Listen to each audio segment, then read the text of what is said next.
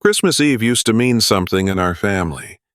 I remember Mama's kitchen back in Nebraska, the smell of cinnamon rolls rising in the oven. Bing Crosby on the radio. Daddy reading from the Gospel of Luke, while snow piled up against the windowsills. We did not have much in those days, but we had each other, and that was plenty. Funny how a man can spend his whole life chasing what he already had. I want to tell you about the Christmas Eve that changed everything for me.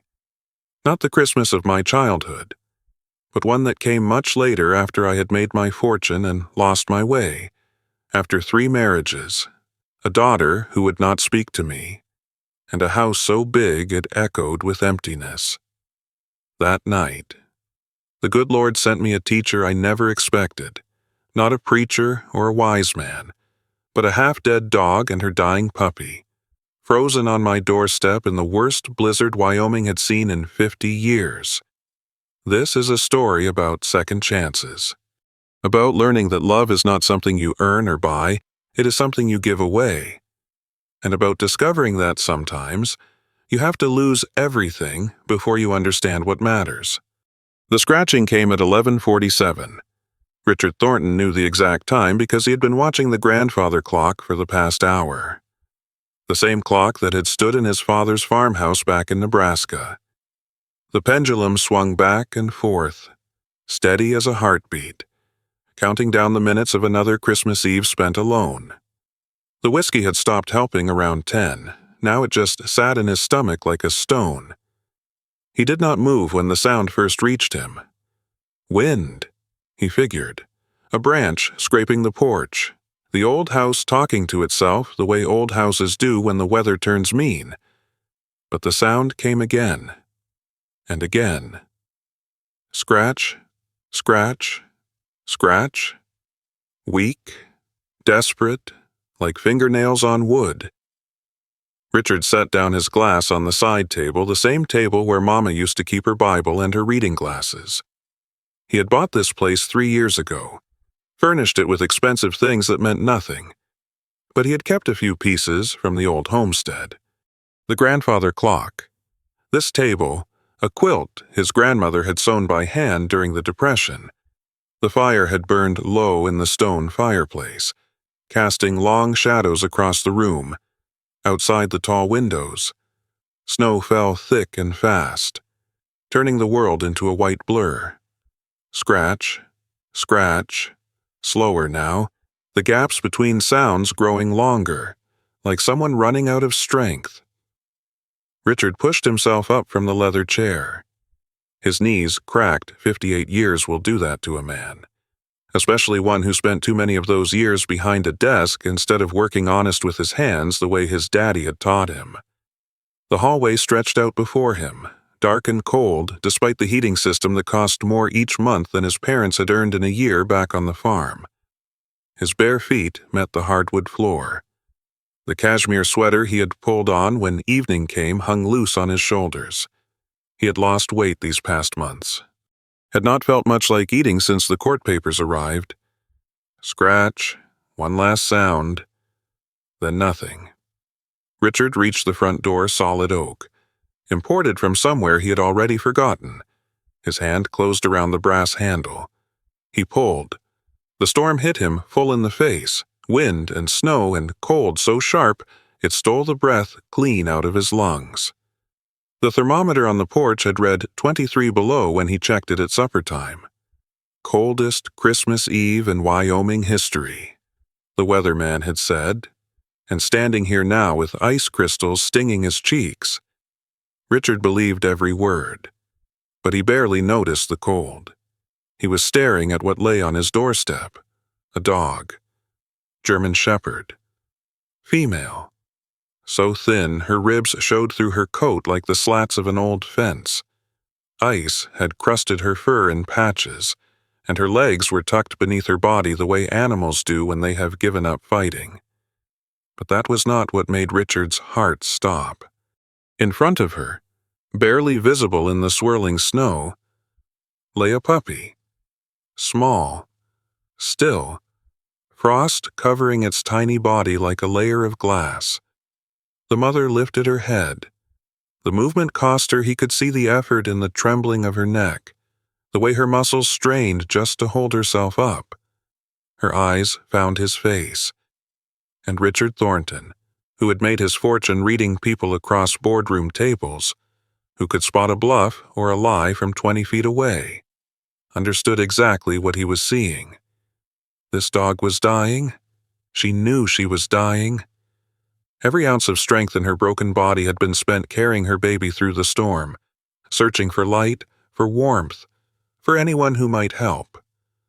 Her very last act, with nothing left to give, had been to push her puppy toward his door and wait. She was not begging. Begging would mean she still had hope. What Richard saw in those brown eyes was surrender. Complete and total surrender. I've done everything I could. My baby's life is in your hands now. Richard stood frozen in the doorway. Snow piled on his shoulders, melted against his neck, soaked through his sweater. He did not feel any of it. He was thinking about Emma, his daughter, 15 years old, living with her mother 3,000 miles away. The court had signed the papers just this morning, no visitation rights until she turned 18. I don't want to see him, Emma had told the judge. I don't want to turn out like him. The mother dog's head sank lower, but her eyes never left the puppy. Richard knelt down. The snow soaked through his trousers in an instant. Cold bit into his kneecaps hard enough to make him wince. He barely noticed. His hands, the same hands that had signed contracts worth more money than his daddy had seen in a lifetime. Hands that had shaken with governors and senators.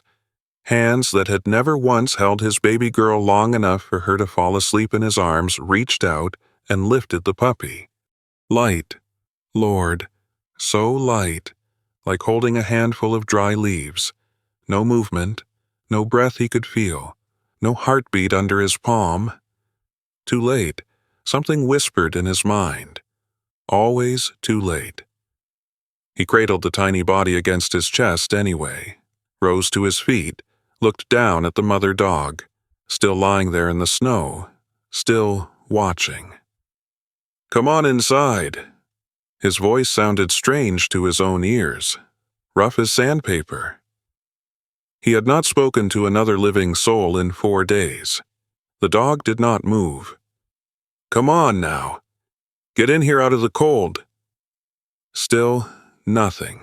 Her eyes stayed fixed on the puppy in his arms, like she needed to see her baby cross the threshold before she could let herself believe. Richard stepped back into the warmth of the house, turned, waited. A long moment passed. Wind howled, snow swirled. Then the mother dog rose. It took 3 tries. Her legs buckled twice. But on the 3rd attempt, she found her footing somehow and stumbled forward, across the threshold, into the light. She collapsed on the hardwood floor and did not get up. Richard kicked the door shut. The storm's howl cut off like someone had thrown a switch, and the silence that followed was so thick he could hear his own heartbeat pounding in his ears. He looked at the dog on his floor, soaked, trembling, barely breathing. He looked at the puppy in his arms, still, cold, maybe already gone. And Richard Thornton, the man who had built a business empire from nothing, who had graced the covers of magazines and shaken hands with presidents, who had not shed a tear at any of his 3 weddings or 3 divorces or even the day his only child was born, felt something crack open inside his chest. Something that had been frozen solid for a very long time. Before we continue, I'd love to know which city you're watching from. Let's get back to the story. The fire had died to embers. Richard knelt on the old sheepskin rug, the same one Mama had kept by her rocking chair back in Nebraska, with the puppy still pressed against his chest. The cashmere throw from the sofa was wrapped around the small body now, but he could not feel any warmth coming back. He had no earthly idea what to do. 58 years old. More money than he could spend in 3 lifetimes. A house with 14 rooms and every modern convenience a man could dream of. And here he was, alone on Christmas Eve, holding what might already be a dead animal and drawing a complete blank. The mother dog lay where she had fallen, near the door. Her breathing came in shallow rasps, each exhale fogging the cold air near the floorboards. Ice still clung to her coat in patches, melting into small puddles on the hardwood his housekeeper had polished just last week. Richard looked down at the puppy, eyes closed, jaw slack. The tiny chest showed no movement at all. He pressed 2 fingers against the small rib cage, right where he reckoned the heart ought to be. Nothing. He shifted his fingers, tried again, still nothing. His jaw tightened. In 40 years of business, he had never walked away from a problem, had rebuilt his company twice when others said it was finished, had outlasted competitors, outworked partners, outfought every obstacle the world threw at him. But this was not a boardroom. There were no lawyers to call, no consultants to hire, no checkbook that could fix what was broken, just a cold little body in his arms and a dying dog on his floor. The grandfather clock ticked in the corner. The smell of wood smoke hung in the air, mixed with something else now, the wet dog smell of melting ice and matted fur. Richard carried the bundle to the fireplace anyway. He set it down on the rug, gentle as he could manage, and reached for the poker, stirred the embers, added 2 logs from the pile. The bark caught quick, flames licking up the sides, casting orange light across the room. The mother dog lifted her head. The movement was slow, painful, but her eyes tracked across the room until they found her baby lying there in the cashmere. A sound came from her throat. Not a whine, not a bark. Something older, deeper, a sound that made Richard's chest hurt just hearing it. The sound of a mother losing her child. He turned away, could not watch. His hand found the whiskey glass on the side table. He raised it to his lips, stopped. Behind him, the mother dog was moving. He could hear her claws scraping against the floor, the wet rasp of her labored breathing getting closer. Richard turned. She had dragged herself across the room. 6 feet of hardwood, leaving a trail of melted ice and shed fur. Her back legs barely worked, they trailed behind her like dead weight, but still she pulled herself forward, inch by painful inch, until her muzzle touched the cashmere bundle. She began to lick, long, slow strokes, starting at the head, working down. Her tongue moved steady and sure, pressing warmth into the frozen fur. Cleaning away the frost, Richard watched. The whiskey glass sat forgotten in his hand. The grandfather clock struck midnight, 12 deep chimes, echoing through the empty house. Christmas Day. And somewhere beneath that cashmere throw, something moved. Richard dropped the whiskey glass. It hit the rug without breaking, amber liquid soaking into the sheepskin. But he was already moving. 3 strides across the room, knees hitting the floor hard enough to jar his spine. The mother dog did not stop licking. Her tongue kept working steady, determined even as Richard's hands reached past her muzzle to pull back the cashmere. The puppy's chest rose, a flutter, so small it might have been a trick of the firelight. But Richard had spent 40 years catching details that others missed, reading the fine print that changed the meaning of everything. He knew what he saw. The chest rose again. "Come on now," he heard himself say. "Come on, little one." He pressed his palm flat against the tiny rib cage. Beneath his hand, something thumped. Weak, skipping beats. But there, a heartbeat. The mother dog's licking grew more urgent. She worked at the puppy's face now, tongue pressing against the closed eyes, the limp ears, the small black nose still crusted with ice. Richard's mind raced through memories he had not visited in decades.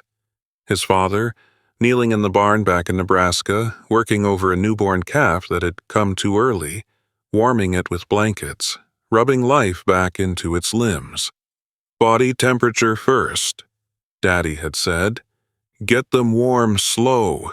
Too fast, and you'll shock the system. Heat. He needed more heat. The fireplace. The embers were too low. Richard grabbed the poker, jabbed at the coals, sent sparks spiraling up the chimney. He threw 2 more logs onto the grate. The bark caught fast. Flames climbing. Heat pushing out into the room. Still, not enough. Not quick enough. His eyes swept the room and landed on the kitchen doorway. Warm milk. That was what Mama used to give the barn cats when they got caught out in the cold. Warm milk and patience. Richard pushed himself up. His knees protested. Lord, when had he gotten so old? But he ignored them and started toward the kitchen. The mother dog lifted her head. Her eyes found his, and in them he saw the same question she had asked at the front door. Are you leaving? Are you coming back? I'll be right back, he said.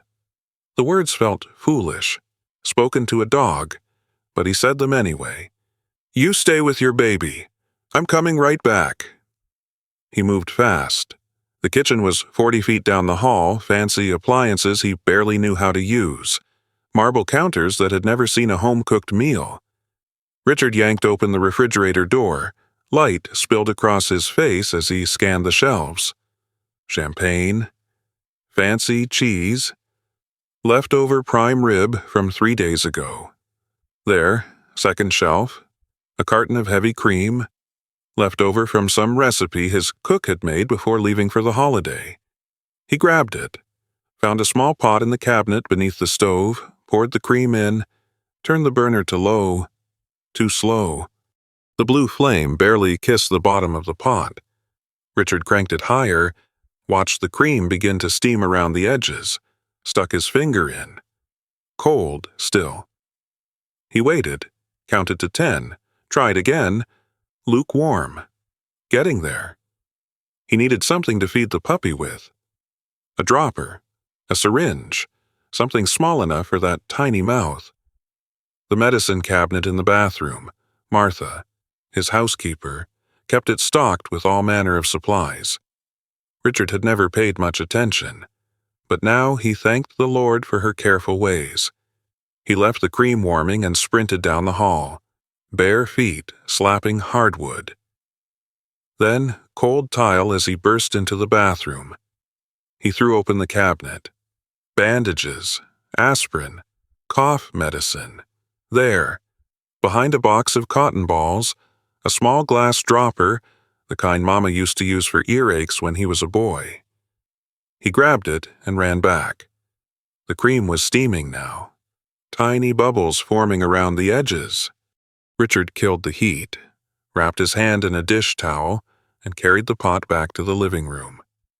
The mother dog had not moved from her baby's side. She lay with her head on her paws, still licking, still working. But something had changed. The puppy's eyes were open. Richard stopped dead in the doorway. The pot burned hot against his palm even through the towel, but he did not notice. He was staring at those eyes, dark brown, barely focused, blinking slow against the firelight, alive. Thank you, Lord. The prayer rose up unbidden, from some place deep inside that he had almost forgotten existed. Richard knelt beside the dogs, dipped the dropper into the warm cream, drew up a small amount, brought it to the puppy's mouth. The first drops ran down the side of the muzzle, lost in wet fur. The puppy did not respond. Richard tried again. This time he pressed the dropper gentle against the corner of the mouth, letting the cream seep in slow. A tongue appeared. Small, pink, lapping weak at the liquid. Richard squeezed another drop, then another. The mother dog watched every move he made. Her head rested on the floor now, too heavy to hold up, but her eyes never left Richard's hands, never left her baby. The cream disappeared drop by drop. Richard refilled the dropper, fed more. The puppy's lapping grew stronger, more certain. Its head turned, seeking the warmth, the nourishment. The fire crackled. Snow kept falling outside the tall windows. The grandfather clock ticked past midnight, past 12:30, past 1 in the morning. Richard lost track of time. He fed the puppy until the cream was gone. Then he wrapped the small body back in the cashmere and held it against his chest, feeling the heartbeat grow steadier, feeling the tiny lungs expand and contract with each breath. Like holding Emma. He thought suddenly, the one time I held her. The memory cut sharp and unexpected. The hospital in New York, his first wife exhausted on the bed. The nurse placing a red, squalling bundle in his arms. And what had he done? I have a conference call. Give me 10 minutes. 10 minutes became 2 hours. When he came back, Emma was in the nursery and his wife was crying alone. Richard pushed the memory away, focused on the puppy in his arms, on the small life fighting to hold on. The mother dog had stopped licking. Richard looked down at her. Her eyes were closed now. Her breathing had slowed to almost nothing, each inhale so shallow he had to watch close to see it. Hey. He reached out with his free hand, touched her head. Her fur was still cold, still damp. Hey now. Wake up. No response. You don't get to quit. His voice cracked. You hear me? You carried your baby all this way. You don't get to quit now. The dog's ear twitched. Just barely. Richard set the puppy down, careful, making sure the cashmere stayed wrapped tight. Then he turned his full attention to the mother. She was in worse shape than he had realized. Her coat hung loose over bones that jutted like tent poles. Old scars marked her shoulders and back, thin, white lines where fur refused to grow. Evidence of wounds healed long ago, but never forgotten. Richard ran his hand down her side, felt the ridges of her ribs, felt something else, too. More scars, across her flanks, down her legs, around her muzzle, where something tight had cut into the skin and left permanent marks. Someone had hurt this dog, not once, not by accident, again and again, over a long time, with purpose, and still she had trusted a stranger enough to lay her baby at his feet. Richard grabbed another blanket from the sofa, draped it over her shivering body, built the fire higher, adding log after log until the flames roared and heat pushed out into every corner of the room. He positioned himself between the two dogs, one hand on the puppy to feel its breathing, one hand on the mother to feel her heartbeat. Both still there. Both still fighting. The clock showed 2:15. Richard's eyes burned. His knees ached something fierce. His back screamed from hours of kneeling on a hard floor. He did not move. Outside, the storm howled on. Inside, the fire crackled and popped. The smell of wood smoke and wet fur filled the air. And in the silence between gusts of wind, Richard Thornton sat alone with two dying dogs and realized something strange. For the first time in longer than he could remember, he was exactly where he needed to be. The mother dog's eyes opened. She looked at her puppy, sleeping now, chest rising and falling steady. Then she looked at Richard. Her tail moved, just once, a single weak thump against the floor. Richard's throat went tight. "Merry Christmas," he whispered. The dog closed her eyes. Her breathing evened out, deepened. And Richard sat there in the firelight, watching over them both, until the first gray light of dawn crept through the windows and he saw that the storm had finally spent itself. But as the morning light grew stronger, he got a better look at the mother dog's scarred back, at the marks that could only have come from deliberate cruelty, and a question formed in his mind that he could not shake loose. What kind of person could do this to her? And where was that person now? morning light filled the room with pale gold. Richard had not slept. His body complained in places he had forgotten existed: lower back, knees, the muscles running along his shoulders. 7 hours on a hardwood floor will do that to a man pushing 60, even with a sheepskin rug to soften it some. But the dogs were alive. The puppy slept in its cashmere nest, chest rising and falling in steady rhythm. Sometime around 4 in the morning, the little thing had squirmed closer to Richard's leg and stayed there, drawn to the warmth of his body like a chick seeking its mother hen.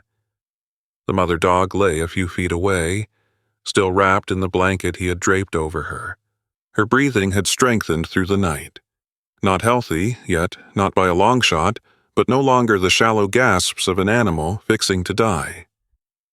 Richard pushed himself up from the floor. His knees cracked like dry kindling. His spine popped in 3 places. He stood swaying for a moment, waiting for the blood to find its way back to his legs. Coffee. Lord, he needed coffee. The kitchen felt different in daylight, less like a museum, more like an actual room. Richard filled the old percolator. He refused to use that fancy espresso machine his decorator had insisted on, and listened to it bubble and hiss the way Mama's had done every morning back home. The smell hit him first. Rich, bitter. The scent of 1,000 mornings on the farm. Daddy already out in the barn. Mama frying eggs at the stove. He poured a cup and drank it standing at the window. The storm had buried everything. 3 feet of snow, at least, with drifts piling higher against the fences and outbuildings. The driveway had vanished completely. The road beyond the gate was just a white field stretching toward the mountains, unbroken by tire tracks or footprints. Nobody was coming today. Maybe not tomorrow either. He was alone with the dogs. Richard carried his coffee back to the living room. The mother dog had woken. She lay with her head raised now, watching him cross the floor, her eyes tracking his movement with wary attention. He stopped a few feet away, knelt down slow, keeping his movements easy to read. "Good morning." The dog did not move. Her ears stayed flat against her skull. Her body remained tense beneath the blanket. Richard set down his coffee cup, extended his hand, palm up, the way Daddy had taught him to approach a nervous horse. The mother dog flinched, not a big movement, just a slight jerk backward, a tightening around her eyes. But Richard saw it plain as day. She was afraid of hands. He pulled back slow, sat on his heels, gave her space. "All right now," he said quiet. "No touching. I understand." The dog watched him for a long spell. Then, gradual as sunrise, her ears rose a fraction, her muscles softened some. The puppy stirred in its bundle. A small whimper escaped the first sound Richard had heard it make. The mother's head swung toward her baby right quick, and she tried to rise. Her back legs gave out under her.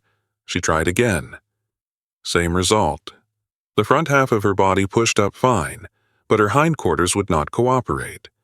Sliding sideways on the hardwood, Richard watched her struggle. Once, twice, 3 times, on the 4th try. He moved, not toward her, toward the puppy.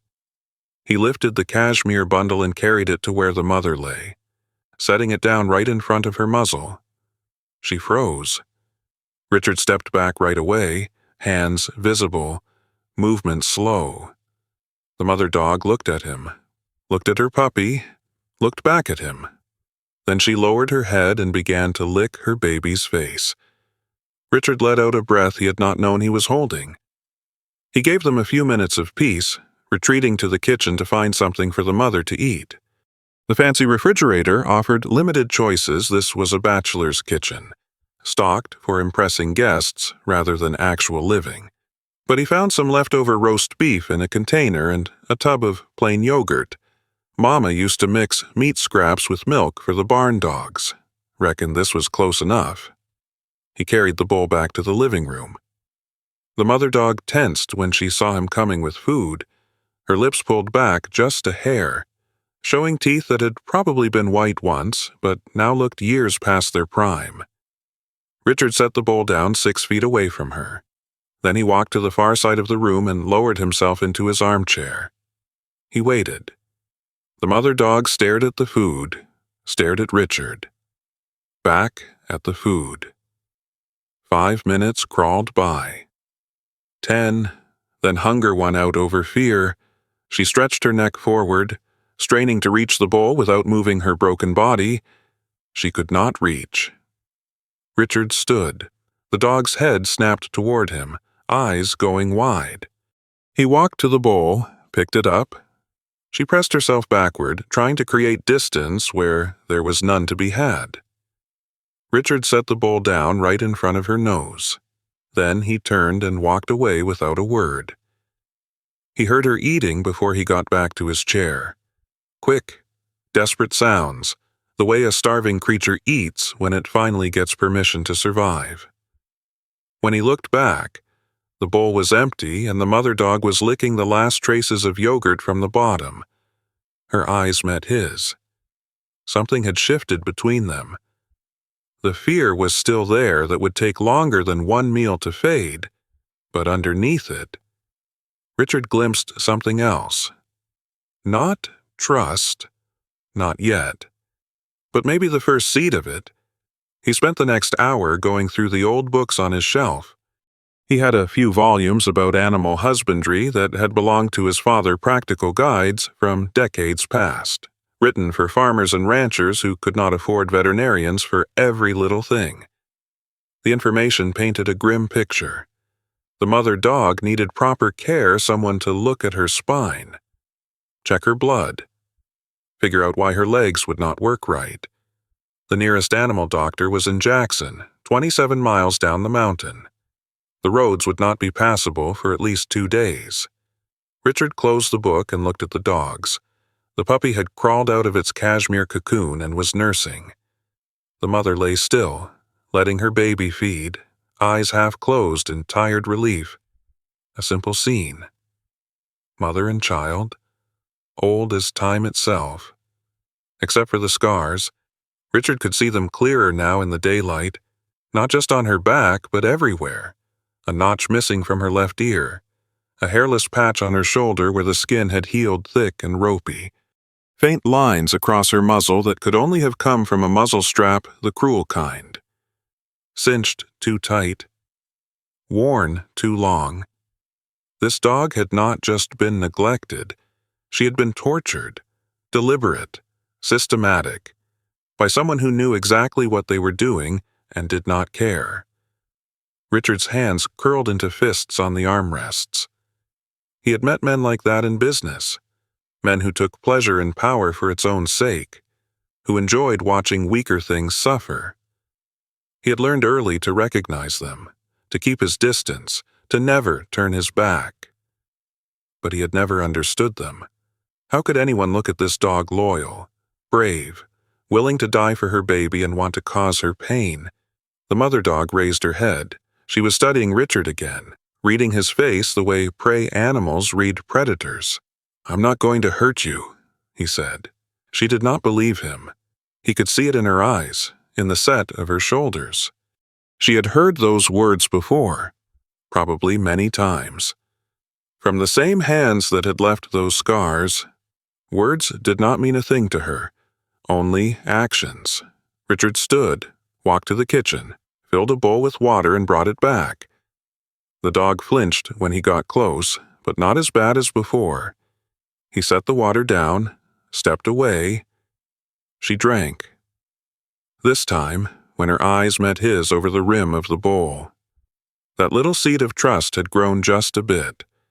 Richard nodded once, then he turned and walked to the window, giving her privacy, giving her room to breathe. The snow had stopped falling.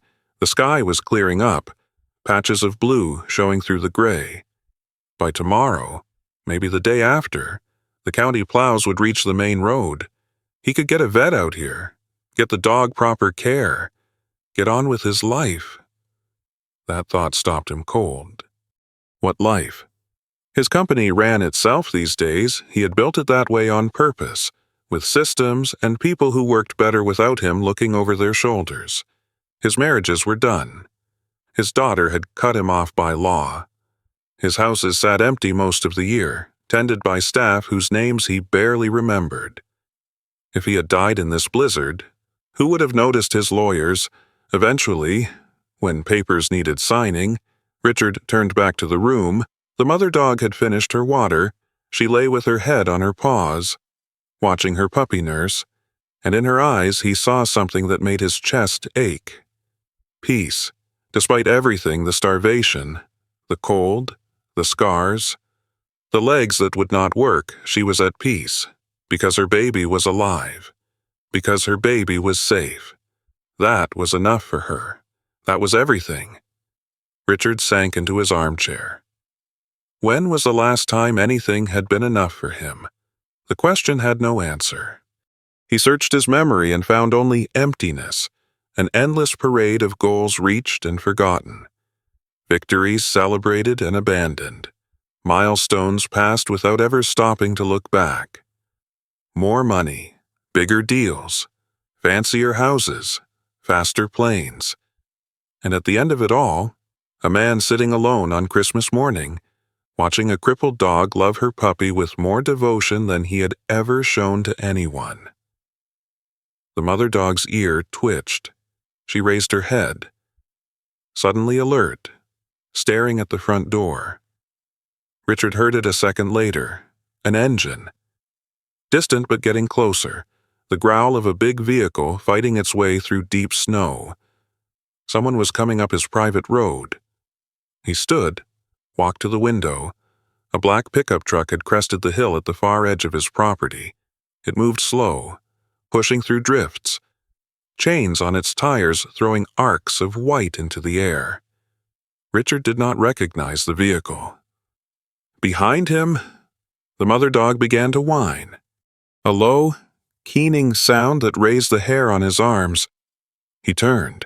She was trying to stand again, back legs scrabbling useless against the floor, eyes fixed on the window with an expression he had not seen before. Pure terror, and Richard understood, with a cold certainty settling into his bones, that whoever was in that truck had not come to help. The truck stopped at the gate. Richard watched from the window, his breath fogging the cold glass. The vehicle sat idling, exhaust rising in white plumes against the morning sky. Dark, tinted windows hid whoever was inside. Behind him, the mother dog's whining had grown into something closer to a moan. She had given up trying to stand and now lay pressed flat against the floor, body trembling hard enough to shake the blanket off her back. Eyes locked on the door like she was waiting for the devil himself to walk through. The puppy sensed its mother's fear. It had stopped nursing and burrowed deep into the cashmere folds, nothing visible but a slight movement of fabric. Richard's gate was automatic iron bars controlled by a keypad and a system linked to his telephone. He had not shared the code with anyone except Martha and his security company. The truck sat there for 30 seconds, a full minute. Then the driver's door swung open. A man stepped out. Tall, broad across the shoulders in a way that spoke of hard physical work. He wore a canvas hunting jacket and boots caked with mud and snow. A cap pulled low cast his face in shadow, but Richard could make out a beard untrimmed, reddish-brown, covering most of his jaw. The man walked to the gate, gripped the iron bars with both hands, peered up the driveway toward the house. Then he pulled a phone from his pocket and made a call. Richard's telephone rang. The sound cut through the quiet, sharp and sudden. The mother dog yelped and pressed herself even flatter. Richard did not move. The phone rang again and again. On the 6th ring, the answering machine picked up. His own voice played through the speaker. Recorded years back, "You've reached Richard Thornton. Leave a message." Silence. Then a new voice, rough, slow, The vowels stretched out long, the way folks talk in the rural parts of Wyoming and Montana. "Mr. Thornton, name's Dale Wyatt. I'm looking for a dog that belongs to me. German Shepherd. Female, about 5 years old. She slipped loose 2 nights ago during the storm. Tracked her in this direction, and your place is the only house for miles around." A pause. Richard could hear the man breathing through the machine. "If you've seen her, I'd sure appreciate a call back. She's a valuable animal. Trained hunting dog. Hard to replace." The line went dead. Richard stayed at the window. The man, Wyatt, had walked back to his truck but had not climbed in. He stood beside the driver's door, looking at the house, waiting. Trained hunting dog. Richard looked at the mother dog, at the scars crisscrossing her back like a road map of suffering, at the marks on her muzzle where a strap had cut into her flesh. He thought about her terror when that truck appeared, the way every muscle in her broken body had seized up with fear. This was not a dog who had simply slipped loose. This was a dog who had run for her life. Richard walked to the telephone, picked up the receiver, dialed the number that had shown on the caller display. The man answered on the second ring. "Mr. Thornton, I got your message." "Good, good." Wyatt's voice carried a friendliness that sounded practiced, like a salesman warming up a mark. "Like I said, just trying to find my dog. She got loose during that storm. Been driving all night looking for her. Describe her for me." A beat of quiet. "German Shepherd. Female. Around 70 pounds when she's fed proper. Black and tan coloring." Richard looked at the dog on his floor. She matched every detail. "Any distinguishing marks?" Another pause, longer this time. "She's got some scarring. Back, mostly. Training incident a few years past." Training incident. Richard's grip tightened on the phone. "Haven't seen any dogs around here," he said. "But I'll keep my eyes open." Silence on the line. When Wyatt spoke again, the folksy warmth had cooled considerable. "You sure about that, Mr. Thornton? Big place like yours. Empty most of the time. From what I hear, a stray could wander in and you might not even notice." "I'm sure. Mind if I come up to the house? Take a look around. Won't be but a minute." Richard watched the man through the window. Wyatt had moved back to the gate and was gripping the bars again, staring up at the house like he could see straight through the walls. "This is private property. Mr. Wyatt, the gate stays shut." "I understand." The friendly tone was long gone now. "But see, that dog is worth close to $15,000. I've got papers on her. Registration, breeding certificates. She belongs to me. Legal and proper. Then you won't have trouble filing a lost property report with the sheriff's office." Quiet on the line. "Sheriff's office is closed until Monday," Wyatt said finally. "Storm knocked out half the county? Then I reckon you'll have to wait until Monday." Richard heard the man breathing heavy, measured, the breath of someone working hard to keep his temper leashed. "Mr. Thornton, I'm trying to be neighborly here. That dog is dangerous. She's got problems, behavioral issues. Bit my nephew last month, nearly took the boy's hand clean off. I was fixing to put her down. Matter of fact, but she ran off before I could see to it." Behind Richard, the mother dog lay silent on the floor. Her eyes had not moved from the window. "If she's on your property," Wyatt went on, "and she hurts somebody, that's going to be a legal matter for you, liability and such. I'm just trying to prevent that from happening. I appreciate your concern. Do you—" All pretense dropped from the man's voice now. "Because I don't believe you do. Mr. Thornton, I think maybe you found my dog and you've decided to keep her. And I want you to understand that would be theft. Plain and simple. I could have the sheriff out here with a warrant by Tuesday." Richard said nothing. "Think on it," Wyatt said. "I'll be in touch." The line clicked dead. Richard set the phone down, walked back to the window. The truck was turning around in the narrow space before the gate, backing up, getting ready to head down the mountain. But before it finished the turn, Wyatt stopped, rolled down his window. He was looking at something on the ground. Richard followed his gaze. Tracks, paw prints in the snow, leading from the tree line toward the edge of his property. The storm had filled most of them in, but near the gate where a rock formation blocked the wind, they showed clear as writing on a page, a trail pointing straight at the house. Wyatt looked up. His eyes found the window where Richard stood, even from 50 yards off. Richard could see the smile spreading across that bearded face. The truck drove away, disappearing over the hill, engine fading slow into silence. Richard turned from the window. The mother dog was watching him. She had stopped trembling. Her body still lay flat against the floor, but her eyes, those brown eyes that had begged him to save her baby just 12 hours past, held something different now. A question. "What are you going to do?" Richard crossed the room, knelt beside her, keeping his distance, making no sudden moves. "I'm not giving you back to him." The words came out before he could think them through, before he could weigh the risks or calculate the odds or consider what a man like Dale Wyatt might do next. The dog watched him. "I don't know what all he did to you," Richard said quiet, "but I know what I saw when that truck rolled up. I've seen fear before, and I know the real thing when I'm looking at it." He reached out slow, giving her time to pull away. She did not move. His fingers touched the top of her head, gentle, barely more than a brush. She flinched, but she did not run.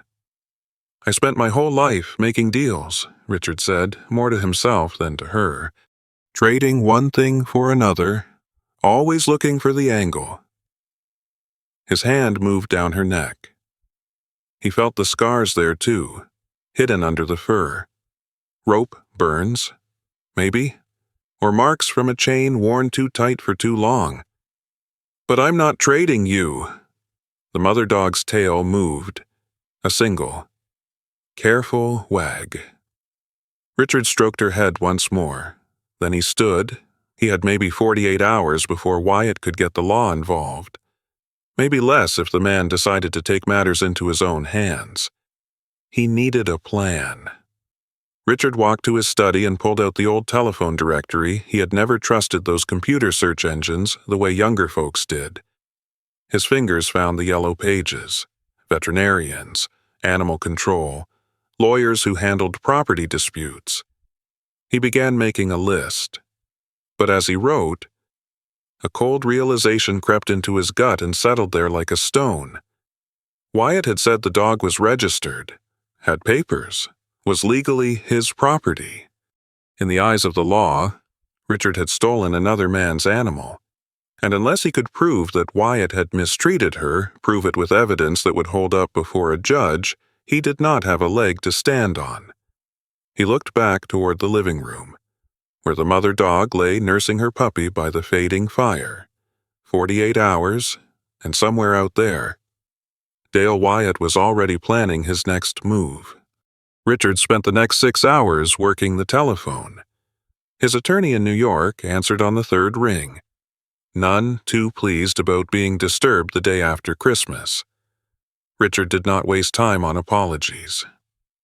He laid out the situation in plain terms: the dog, the storm, the man at the gate, and asked what his options might be. The answer was not what he had hoped to hear. "Property is property," the lawyer said. "If this Wyatt fellow has registration papers, you're looking at theft charges. Doesn't matter one bit what you think he may have done to the animal. What about animal cruelty laws? You'd need evidence, veterinary records showing a pattern of injury, complaints on file with animal control, witnesses who saw the abuse with their own eyes."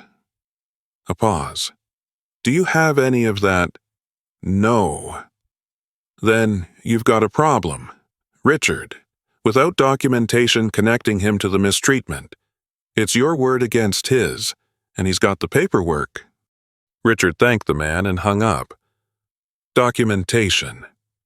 He walked to his study closet and dug out the old Polaroid camera he had kept from his father's things.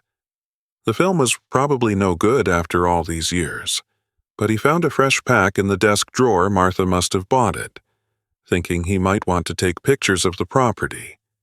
He loaded the camera and returned to the living room. The mother dog raised her head when he came in, her ears flattened, then relaxed when she recognized him. The puppy kept sleeping, oblivious to everything but the warmth of its mother's body.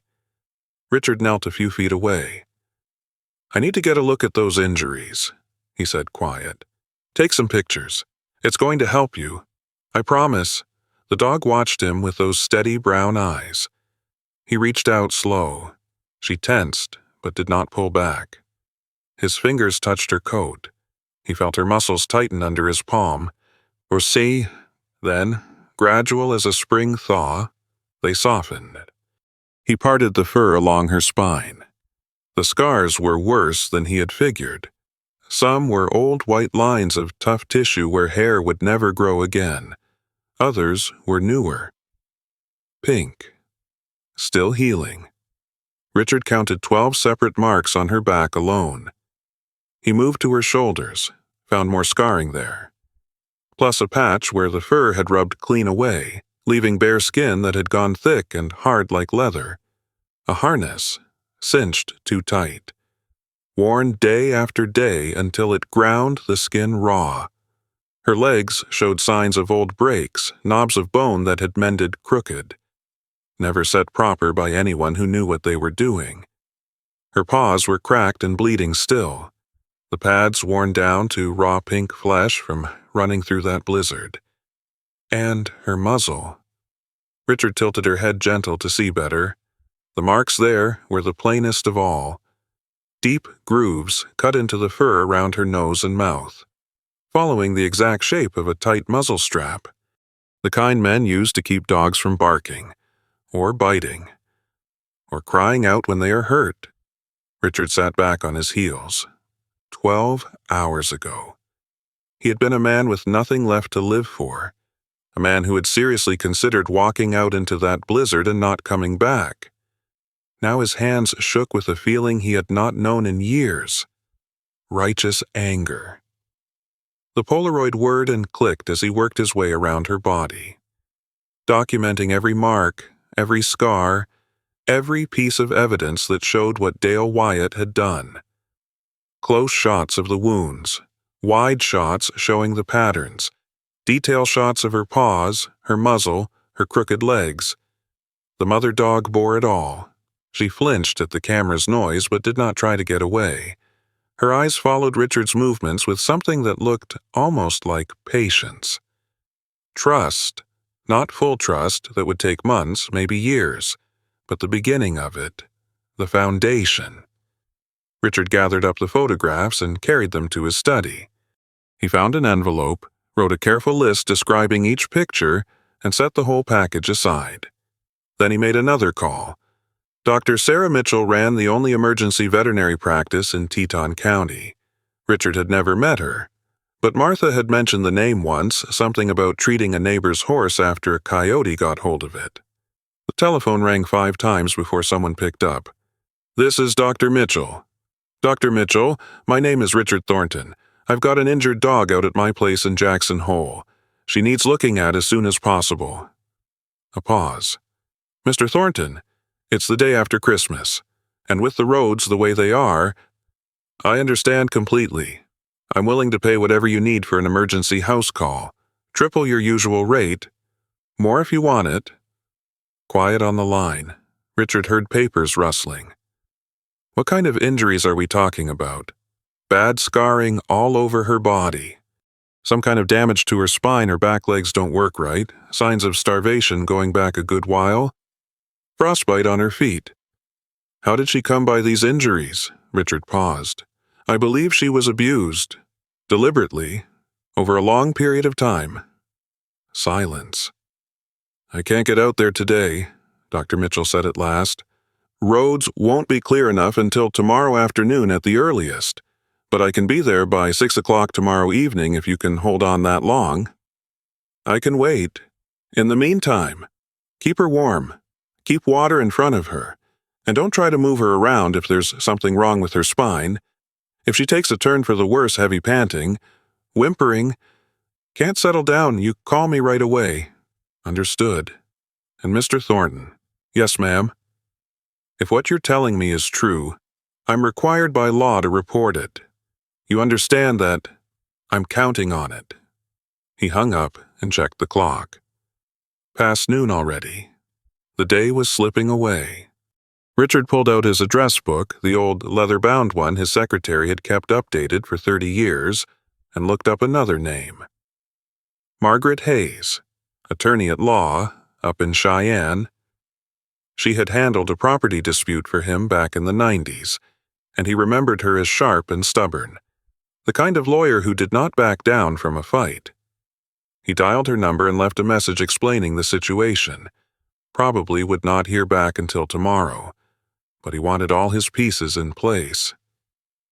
As he set down the phone, a sound reached him from the living room, whimpering. Richard moved quick to the doorway. The mother dog was awake, her head raised, her eyes fixed on the window. Outside. The afternoon light was fading, the sky turning orange and pink as the sun dropped toward the mountains. But that was not what had caught her attention. A figure was moving at the edge of the property. Richard stepped closer to the glass, staying to the side where he would be harder to spot from outside. There, near the tree line, a man in a dark jacket, field glasses raised to his face, looking straight at the house. Richard could not make out features at this distance, but the build was familiar.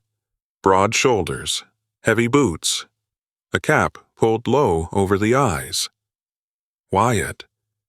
The man lowered his glasses, stood still as a statue for a long moment, staring. Then he turned and melted back into the trees like a ghost. Richard's telephone rang. He walked to the study and checked the caller display. Unknown number, Wyoming area code. He picked up. Mr. Thornton. Wyatt's voice came through flat and cold. I see you decided to keep her. That was a poor choice. Richard said nothing. I always collect what belongs to me, Wyatt said. One way or another. The line went dead. Richard set the phone down, slow, walked back to the living room. The mother dog was watching him. Her eyes moved from his face to the window and back again. It's all right, he said, though he was not sure either of them believed it. Nobody's getting in here tonight. He crossed to the gun cabinet in the corner of his study, a piece of furniture he had bought with the house 3 years back and never once opened. The previous owner had left behind a pair of rifles, and Richard had kept them more from laziness than any intention of using them. He had not fired a weapon since the summer of 1965 when Daddy taught him to shoot rabbits in the back pasture. But some things stay with you. The Winchester felt heavy in his hands, solid. He checked that it was loaded and carried it back to the living room. The mother dog watched him settle into the armchair, the rifle across his knees. Not for you, he said quiet. She laid her head down on her paws. Outside, the last light bled from the sky. The house grew dark except for the glow of the fireplace. Richard could hear the furnace clicking on, fighting to keep back the cold that pressed against every window. He sat there through the long hours of the night, watching the tree line, listening for any sound that did not belong. The mother dog slept. The puppy nursed. The fire burned low, and Richard fed it fresh logs without ever taking his eyes off the darkness outside. Somewhere out there, Dale Wyatt was watching too. And Richard had a cold feeling in his bones that come morning, everything was going to change. The call came at 7 in the morning. Richard had dozed in the armchair through the night, rifle across his knees, jerking awake at every creak of the old house, every whistle of wind against the windows. Real sleep had not found him. His telephone rang from the study. He set down the Winchester and walked stiff-legged to answer it. Mr. Thornton, Margaret Hayes, returning your call. I reviewed the message you left. Quite a situation you've got yourself into. Richard rubbed his eyes. What are my options? Honestly, not many good ones. If this Wyatt has registration papers showing legal ownership, you're looking at a theft charge if you refuse to hand the animal over. Doesn't matter what condition she's in or what you believe happened to her, there has to be something I can do. You'd need documented proof of abuse, veterinary records, witnesses. Photographs alone won't cut it. Defense counsel would argue the injuries happened before Wyatt owned her, or that they were accidents. She paused. Do you have anything like that? I've got a veterinarian coming out this evening. She said she'd file a report. That's a start. But Richard, I want you to understand something. These cases are hard to win. The law treats animals as property, plain and simple, unless you can prove beyond doubt that Wyatt caused those injuries. A judge is going to side with the man holding the paperwork. Richard thanked her and set down the phone. He stood at the window for a long time, watching the morning light spread across the snow-covered valley. The mother dog was awake behind him, watching him watch the world. The puppy nursed quiet at her side. The telephone rang again. Unknown number. Richard picked up. Mr. Thornton, this is Deputy Frank Morrison with the Teton County Sheriff's Office. We've received a complaint about a stolen animal. A Mr. Dale Wyatt says you're in possession of a dog that belongs to him. He's got registration papers. I'm going to need to come out there and sort this thing out. Richard's stomach dropped. When? I'm at your gate right now. Sir, Mr. Wyatt is with me. I need you to let us in. Richard walked to the window. A sheriff's SUV sat at the gate, white with the county seal on the door. Behind it, Wyatt's black pickup idled, exhaust rising in the cold air. I'll need to see those papers before I open this gate. Deputy, I can show them to you at the door, Mr. Thornton, but I need your cooperation here. If you refuse to open up, I'll have to come back with a warrant, and that's going to make this harder on everybody. Richard pressed his forehead against the cool glass. Give me 5 minutes. He hung up, walked to the living room. The mother dog had raised her head. Her ears were flat. Her body had gone rigid under the blanket. She knew. Richard knelt beside her, put his hand on her head. I'm going to do everything I can, he said. I promise you. Her tail did not move. Her eyes stayed fixed on the door. Richard stood, walked to the control panel, entered the code. Through the window, he watched the iron gate swing open. The sheriff's vehicle rolled through first, followed by Wyatt's truck. They parked in the circular drive. 3 doors opened. The deputy, a heavy-set man in his 50s with a gray mustache, approached the front steps. Wyatt hung back near his truck, a thin smile visible even at 20 yards. Richard opened the door. Mr. Thornton. The deputy extended his hand. Richard shook it. I apologize for the trouble, especially this time of year, but Mr. Wyatt here is mighty insistent about getting his property back. I understand. Mind if we step inside? Richard moved aside. The deputy entered.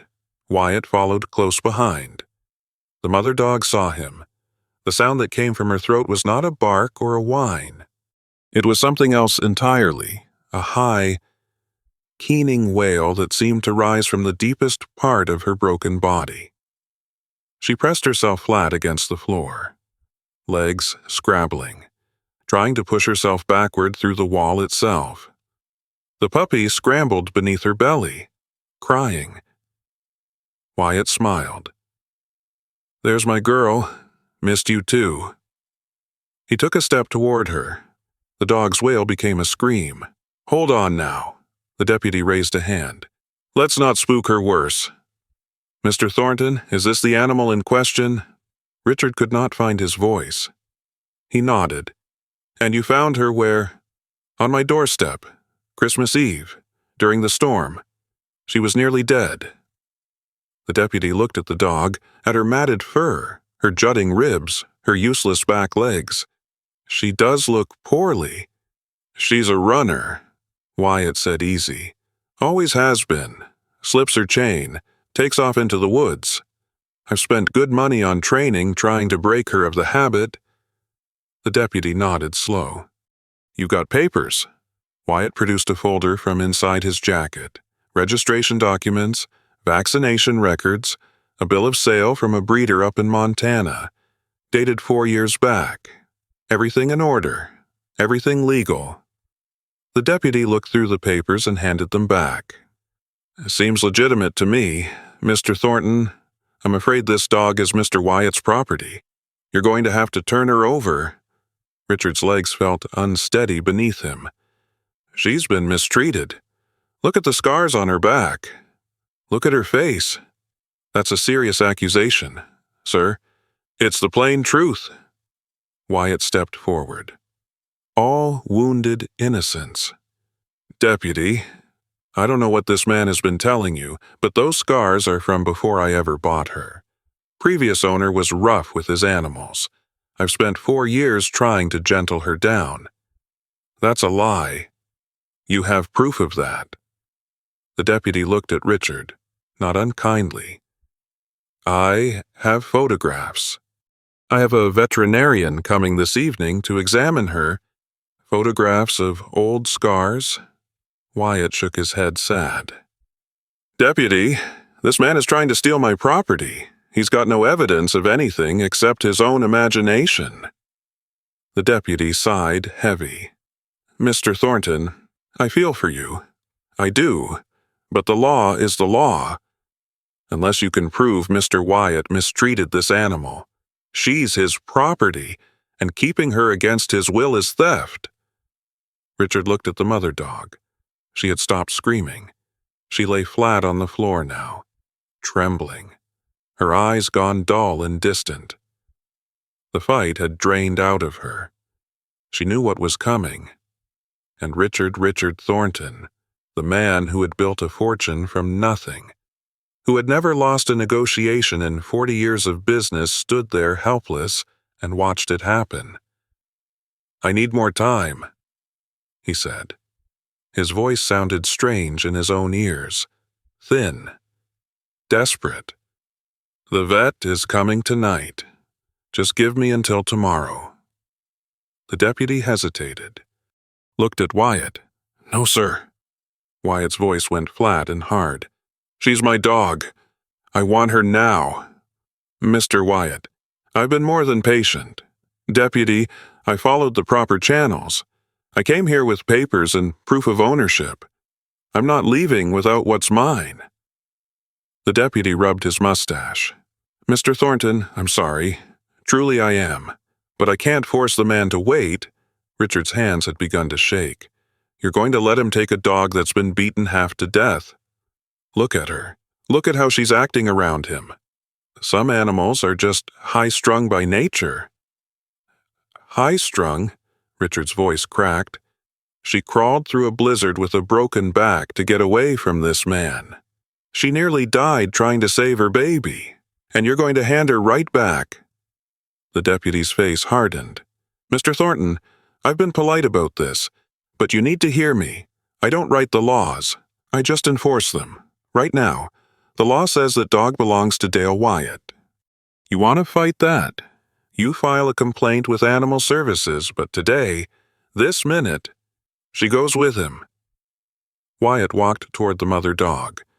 She did not fight, did not try to escape. She just lay there, pressed flat against the floor, all the life gone out of her eyes, beaten. Wyatt pulled a collar from his pocket, thick leather with metal studs, and knelt to fasten it around her neck. Richard watched. He watched those rough hands that had caused so much pain cinch the collar tight. He watched the mother dog's eyes close, surrendering to what was coming. He watched the puppy squirm and cry beneath her belly. Something broke inside him. Not anger, not courage, shame. Deep, burning, inescapable shame.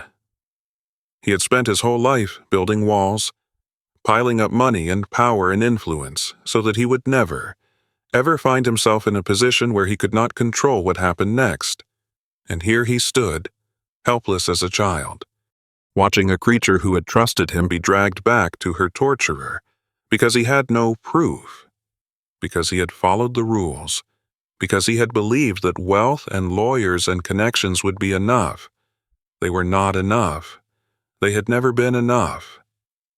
Wait, the word came out before Richard could stop it. Wyatt paused. The deputy turned. Richard walked to the mother dog, dropped to his knees beside her, put his hand on her scarred head. She did not flinch this time. "I'm sorry," he whispered. "Lord, forgive me. I'm so sorry." Her tail moved, one weak thump against the floor. And Richard Thornton, the man who had never begged for anything in all his born days, looked up at Dale Wyatt and said the words he had sworn he would never speak to any man. "Name your price." Wyatt's eyebrows rose. "Come again?" "The dog. How much do you want for her?" A slow smile spread across that bearded face. "She's not for sale. Everything has a price. You said yourself she's worth $15,000. I'll give you 50. No, sir. $100,000. Cash money. Today. Walk away and leave her with me." The deputy shifted his weight. Uncomfortable. Wyatt leaned down close until his face was inches from Richard's. "You still don't understand. Do you, rich man? This isn't about money. It's about what's mine. That dog belongs to me. I raised her. I trained her. I own her. And nobody, not you, not your lawyers, not all your billions tells me what I can do with my own property." He straightened up, grabbed the collar. "Come on, Durba girl. Time to go home?" He dragged her toward the door. Her back legs trailed useless behind her, leaving marks on the hardwood. The puppy tumbled from beneath her belly, crying out. Richard reached for the puppy. Wyatt's boot caught him in the shoulder, knocked him sprawling. "That one's mine too." Richard lay on the floor. His shoulder throbbed. His eyes burned with tears he had not shed in 30 years. Wyatt scooped up the puppy one-handed and tucked it under his arm. He looked down at Richard with something close to pity. "Your problem, Mr. Thornton, is you think money fixes everything. But some things you just have to accept you can't have." He walked out the door. The deputy lingered a moment. "I'm sorry," he said quiet. "You get proof of what he's done. You file a report. We'll look into it."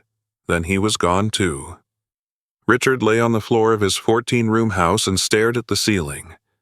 Silence. No dogs whimpering. No tail thumping against the rug. No small warm body breathing beside him. Empty. He was empty again, and somewhere in the back of his mind, the voice he had been running from his whole life spoke the truth he could no longer escape. You failed them. You fail everyone you're supposed to protect. No matter how much money you pile up, no matter how many walls you build, you will always be the man who was not there when it mattered. Richard closed his eyes. The afternoon light faded. The house grew cold. He did not move. He lay there in the gathering dark, face down in his failure, and wondered if this was finally the end of everything. But hours later, when the stars showed through the windows and the temperature dropped toward 0, his telephone rang. He almost did not answer. On the 6th ring, he dragged himself up and lifted the receiver. "Mr. Thornton," a woman's voice, young, nervous. "My name is Jenny Wyatt. Dale is my brother. I know what he does to those dogs, and I know where he keeps the proof." Richard gripped the telephone so hard his knuckles went white. "Say that again." "My name is Jenny Wyatt." The woman's voice trembled but held steady. "Dale is my brother. I saw the news about what happened at your place today. The deputy who came out there, Frank Morrison, he's married to my cousin. Word travels fast in a small county." Richard's heart hammered against his ribs. "You said you know where he keeps proof. He films of them. The fights. Keeps recordings in a lockbox in his barn. Thinks nobody knows about it. I found it 2 years ago when I was looking for our mama's old photo albums." Her voice cracked. "I should have said something then. I should have." "Why are you telling me now?" Silence on the line. Richard could hear her breathing, quick and shallow. "Because I saw that dog when he brought her home tonight. Saw her eyes. And I saw the puppy, too." She paused. "I've got a little girl. Mr. Thornton. She's 4 years old. And I keep thinking, what kind of woman am I raising her to be if I stay quiet about this?" Richard closed his eyes. In his mind, he saw the mother dog being dragged across his floor. Her useless legs trailing behind her, her spirit broken. "What do you need from me?" "Nothing. I've already called the state police, told them everything I know. They're getting a warrant tonight." Another pause. "But Mr. Thornton Dale is going to know it was me. When the law shows up, he's going to know, and he's got a temper something fierce." "Where are you now?" "At the gas station in Wilson. I took my daughter and left as soon as Dale drove off with those dogs." "You stay right there. Don't go back to that ranch. You hear me?" "Yes, sir." "I'm going to make some calls. You're going to be all right." He hung up and stood motionless in the dark study for a long moment. Then he lifted the receiver again and dialed Margaret Hayes's home number. She answered on the second ring, irritation plain in her voice. This had better be important. "I've got a witness. Dale Wyatt's own sister. She says he keeps recordings of dogfights in his barn. State police are getting a warrant as we speak." Silence. Then, "That changes things considerably. What do I do?" "Nothing. You stay put and let the law handle it. If they find what this woman says they'll find, Wyatt is looking at felony animal cruelty charges, maybe racketeering if the fights crossed state lines." She paused. "Richard, I mean it. Do not go over there. Do not interfere with a police operation. You've done enough." He thanked her and hung up. Then he walked to the window and stared out at the darkness. The mother dog was 12 miles away, chained in a concrete kennel, hurt, scared, waiting to see if anyone would come for her. Let the law handle it. Sound advice, the sensible thing to do. Richard thought about Emma, about the courtroom, about the look on her face when she told the judge she did not want to be anything like him. He had spent his whole life being sensible, being careful, being the man who weighed every option, calculated every risk, and always protected himself first. Where had it gotten him? An empty house, a daughter who hated him, a fortune that meant nothing because there was no one left to share it with. Richard picked up the telephone one more time. "Jenny, it's Richard Thornton. I need directions to your brother's ranch." The drive took 20 minutes. Richard pushed his truck hard through the snow-packed roads, headlights cutting through darkness so complete it felt like driving into a void. The county plows had cleared the main highway, but the turnoff to Wyatt's property was nothing but a rutted track. Ice and frozen mud jarring the steering wheel in his grip. The ranch house appeared first, a squat building with peeling paint and a sagging porch. No lights showing in the windows. Behind it, a big metal barn with a single floodlight mounted over the doors. Richard killed his headlights and pulled off the road about 200 yards short of the property line. He sat in the dark cab, engine idling, and tried to think. The smart thing, the sensible thing would be to wait for the police. Let them handle Wyatt, let the system work. But he kept seeing the mother dog's eyes when they dragged her away, the emptiness in them, the surrender. "Lord," he prayed silently, "I've made a mess of my life. I've failed everyone who ever counted on me. But that dog is in there suffering, and I can't just sit here and do nothing. Help me do the right thing. Please." He turned off the engine, stepped out into the cold. The silence was absolute. No wind, no animals. Just the crunch of his boots on frozen ground and the vapor of his breath rising white in the darkness. He walked toward the barn, The floodlight threw a circle of harsh white illumination across the snow. Beyond it, shadows gathered thick and black. Richard skirted the edge of the light, staying in darkness, making his way around to the side of the building. A door. Unlocked. He slipped inside. The smell hit him first. Dog. Dozens of dogs. Urine and fear and something else underneath something coppery and dark that he recognized from his years on the farm. Blood. Richard stood still, letting his eyes adjust. Shapes emerged from the darkness. Kennels lined both walls. Chain link enclosures on concrete pads. Movement behind the wire dogs shifting, watching, too broken or too scared to bark. He counted 20 kennels, most held dogs. German shepherds. All of them. Thin as rails. Ribs showing. Eyes dull with suffering. At the far end of this barn, past the rows of cages, a wooden door stood slightly ajar. Light leaked around its edges. Richard moved toward it, stepping careful, avoiding the patches of frozen waste on the floor.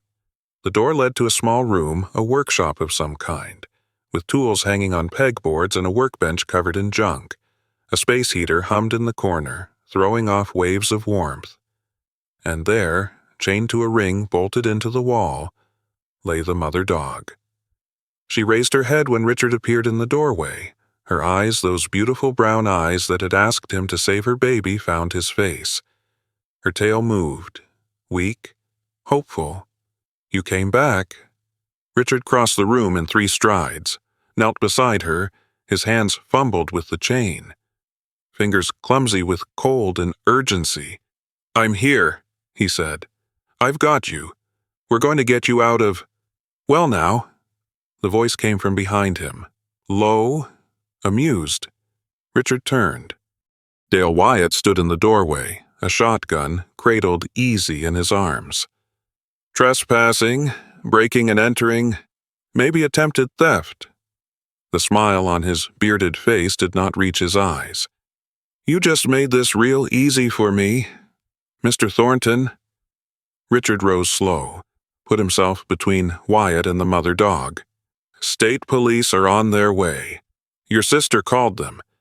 They know about the recordings." Something flickered in Wyatt's eyes. Surprise, then cold fury. "Jenny!" He said the name like a curse. "That ungrateful little—" "They're coming. Wyatt, it's over." "Maybe so." The shotgun rose, pointing at Richard's chest. "But you won't be here to see it." Richard did not move. In 40 years of business, he had faced down hostile boards, angry investors, competitors who wanted to destroy him. He had learned to read men, to know when they were bluffing and when they were serious. Dale Wyatt was not bluffing. "You shoot me. You've got a murder charge on top of everything else. You'll spend the rest of your life in prison. Might be worth it." Wyatt's finger rested on the trigger. "Self-defense. Found a trespasser in my barn. Feared for my life. A man's got a right to protect his property." Behind Richard, the mother dog whimpered. And in that moment, something shifted inside him. All his life. He had protected himself, built walls, accumulated power, made sure he was never vulnerable, never exposed, never in danger. And it had cost him everything that mattered. His daughter, his marriages, his chance at a life that meant something. Now, he stood in a dirty barn, facing a man with a shotgun, and for the first time in 58 years, Richard Thornton was not afraid, because there was something behind him worth protecting. "You want to shoot me," Richard said quiet. "Go ahead. But you're going to have to go through me to get to her." Wyatt's eyes narrowed. "You'd die for a dog." Richard thought about the mother dog crawling through the blizzard with a broken spine, carrying her puppy to safety, about the way she had trusted a stranger with her baby's life, about the courage it took to hope when hope had brought nothing but pain. "I've spent my whole life dying for things that didn't matter." he said. Money, power, pride. This is the first thing I've found worth living for. He took a step toward Wyatt. So, go ahead. Pull that trigger, because I am not moving. Wyatt's finger tightened. Richard took another step. The shotgun trembled, and then, distant but growing closer, the sound of sirens. Wyatt's head snapped toward the barn door. Red and blue lights flickered through the gaps in the siding, painting the darkness in strobing color. Drop the weapon, a bullhorn voice, amplified and commanding. This is the Wyoming State Police. Come out with your hands visible. Wyatt looked at the lights, looked at Richard, looked at the mother dog. For a long moment, nobody moved. Then the shotgun clattered to the floor. "This isn't over," Wyatt said. But his voice had gone hollow, and they both knew it was a lie. Richard watched the state troopers swarm the barn, watched them put Wyatt in handcuffs and lead him away, watched them find the lockbox Jenny had described, filled with recordings that would put her brother away for years, and through it all, he stayed beside the mother dog, one hand on her scarred head, talking to her soft and low while the world he had known fell away and something new took its place. Dr. Mitchell arrived an hour later, summoned by the state police. She examined the mother dog in the harsh light of the barn, face grim, shaking her head at what she found. Spinal damage, malnutrition, old fractures that healed wrong. She looked at Richard. "It's going to be a long road. Mr. Thornton, no guarantees. I don't need guarantees. I just need a chance." As she studied him for a moment, whatever she saw in his face seemed to satisfy her. "All right, then. Let's get her loaded up." They carried the mother dog to the veterinarian's truck on a stretcher. Gentle as carrying a child, the puppy came to. Richard had found it in a cage near the back of the barn, shivering but alive. As the truck pulled away, lights flashing, Richard stood in the snow and watched it go. He did not follow right away. Instead, he pulled out his phone and dialed a number he had not called in 3 years. It rang 4 times, 5. He was about to hang up when a voice answered, groggy, confused, pulled from sleep. "Hello, Emma." His voice broke on her name. "It's your father. I know it's late. I know you probably don't want to hear from me, but something happened tonight, and I need to tell you about it. If you'll listen." Silence on the line. Then, soft and uncertain, "Dad, what's going on?" Richard looked up at the stars, bright and cold and infinite above the mountains. "I met someone," he said. "Someone who taught me what love really means. And I want to tell you about her. I want to tell you everything." He heard his daughter's breath catch. "Okay," she said finally. "I'm listening." 4 months later, Richard stood on the porch of his Wyoming home, watching the sun slip behind the Tetons. The sky had turned that particular shade of orange and pink that only happens in the mountains, the same colors Mama used to point out from the kitchen window back in Nebraska, drying her hands on her apron, saying, "Look at what the Lord painted for us tonight." Luna lay at his feet. He had given her that name one evening in late January, sitting by the fire while she slept with her head on his knee. The moon had been rising over the mountains, full and silver, and he had thought about how she came to him in the darkest hours and brought light back into his life. Her injuries had healed best they could. The scars remained, they always would, but her coat had grown back thick and glossy, and those brown eyes had lost their emptiness. She still startled at loud noises, still watched strangers with careful attention until she decided they meant no harm. But with Richard, she was easy, trusting, home. Hope the puppy sprawled across the porch boards, legs twitching as she chased rabbits in her dreams. She had grown into a fine young dog, strong and sure of herself, with none of her mother's old wounds. She would never know concrete kennels or chains too tight. She would only know warmth and safety and the steady hand of a man who had learned what it meant to love something more than himself.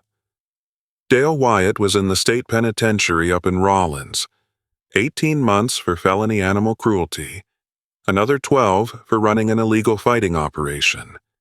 The recordings Jenny had told Richard about showed everything: the fights, the training, the casual brutality of a man who saw living creatures as nothing more than tools. Not enough time. In Richard's opinion, not near enough. But it was something. The other dogs from that barn had been rescued, doctored up, and placed with families across 3 states. Richard had paid for all of it: the veterinary care, the rehabilitation, the careful matching of broken animals with patient people willing to help them heal. The county shelter had wanted to name a wing after him, but he asked them to use a different name instead: Emma's name. His daughter. Richard pulled out his telephone and looked at the message that had come through this morning. Just 5 words, but they meant more to him than any business deal he had ever closed. Landing at 3 p.m. See you soon. She was coming to visit, the first time since the divorce, the first time since the court order, the first time in 3 years. They had talked on the telephone that night outside Wyatt's barn. Richard, standing in the snow with sirens wailing and red lights painting the darkness, telling his daughter about a mother dog who had crawled through a blizzard to save her baby. Emma had listened without interrupting. When he finished, she was quiet for a long time. Then she said, "That doesn't fix everything, Dad. I know.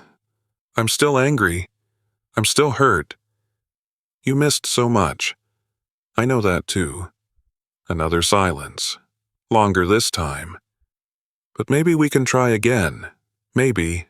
That was 4 months ago. They had talked once a week since then, careful conversations, feeling their way forward like travelers crossing thin ice. He told her about Luna's recovery, about Hope's antics, about the work he was doing with the shelter. She told him about college, about her classes, about the young man she was seeing who seemed decent enough. They did not talk about the past. Not yet. That would come later, when the ice was thicker, when they trusted each other enough to walk into those dark waters without drowning. But she was coming.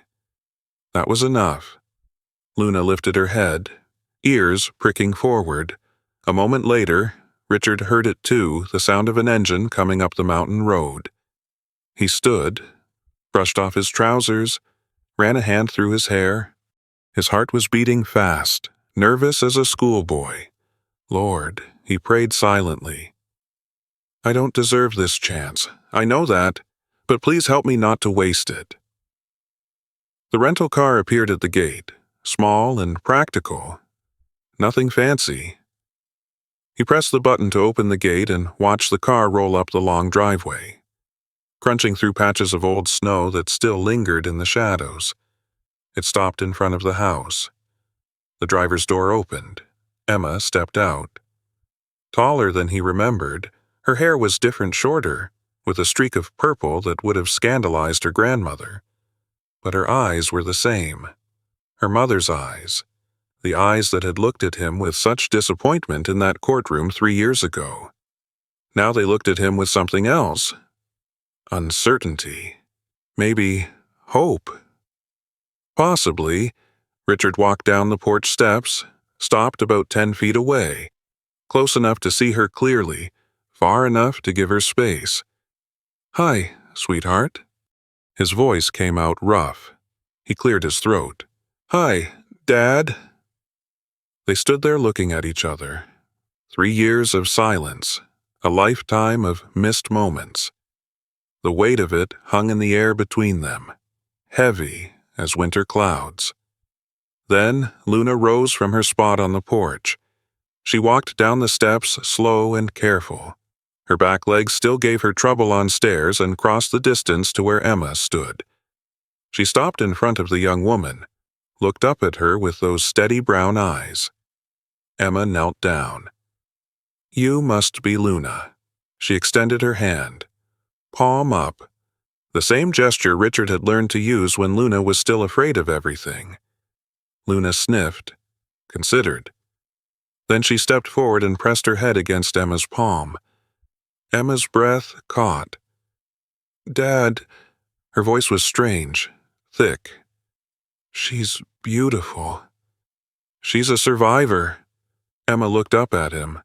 Something had shifted in her face, some wall coming down, some door cracking open. "You really stood in front of a shotgun for her."